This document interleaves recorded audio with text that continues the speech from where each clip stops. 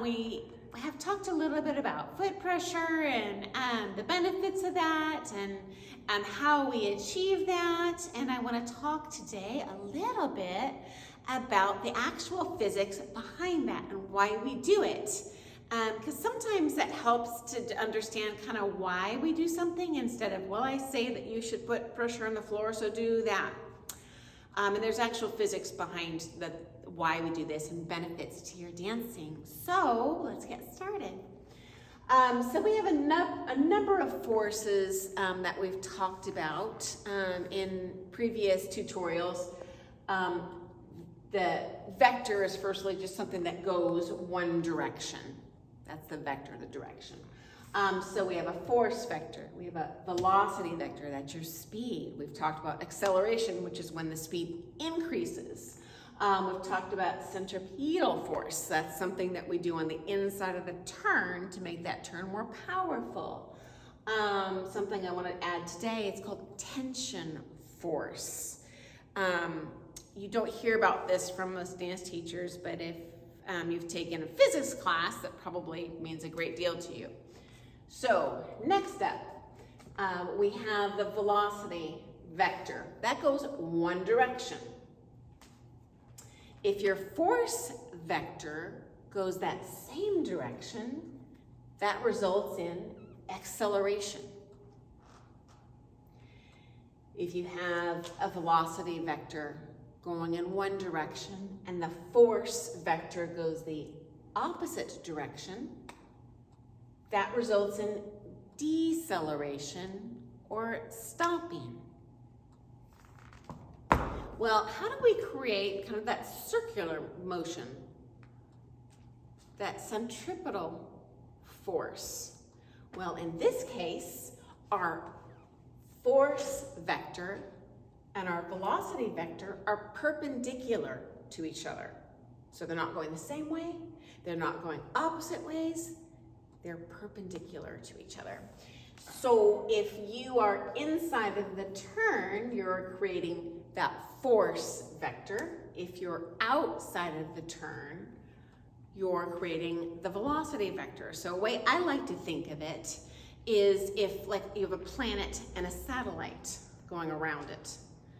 The Earth is the force vector with its gravity, okay? And the satellite is the object with the velocity. But I'm a human body.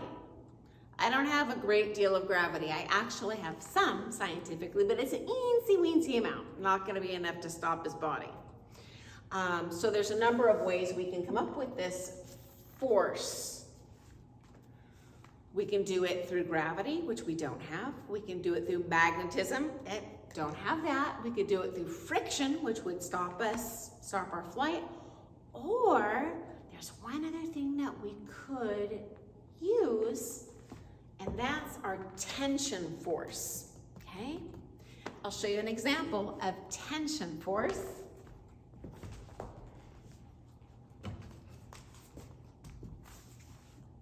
Okay, so this rope is my tension.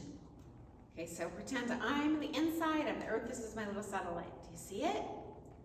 What happens if I release the tension? Uh-oh, now lost connection with my partner. Okay, and I could release it any number of ways. I could also make it too tight,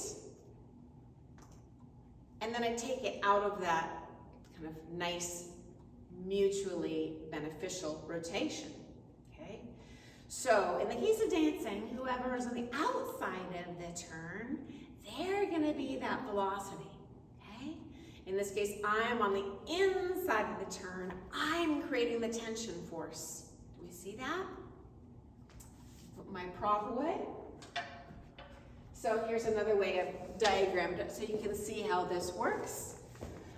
So for example, on a natural turn as lady, I'm inside. I'm creating that force vector. He's the velocity vector. And let me show you that with a partner now so you can kind of visually digest that kind of physics behind it. So don't worry about the lateral swing and prep today. We're just looking at the natural. So in this case, I'm going forwards. I'm the velocity. My partner is going backwards. She's on the inside of the turn. Okay, so she's going to be inside, and we've talked about the foot pressure. We're going to put a lot of weight in that trailing foot to provide that pressure for our partner so he can get around us. Okay? Lady, that same thing will apply to you on a spin turn. I'll show that really quick. I know this, I'm trying to fit this all on a digestible, like, few-minute video. But in this case, in a spin turn, if I were to finish that natural with a spin turn, now the lead, he is the force vector, she is the velocity vector. So I'm leaving weight in the foot.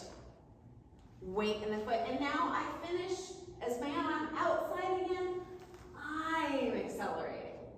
And she's the force vector, okay?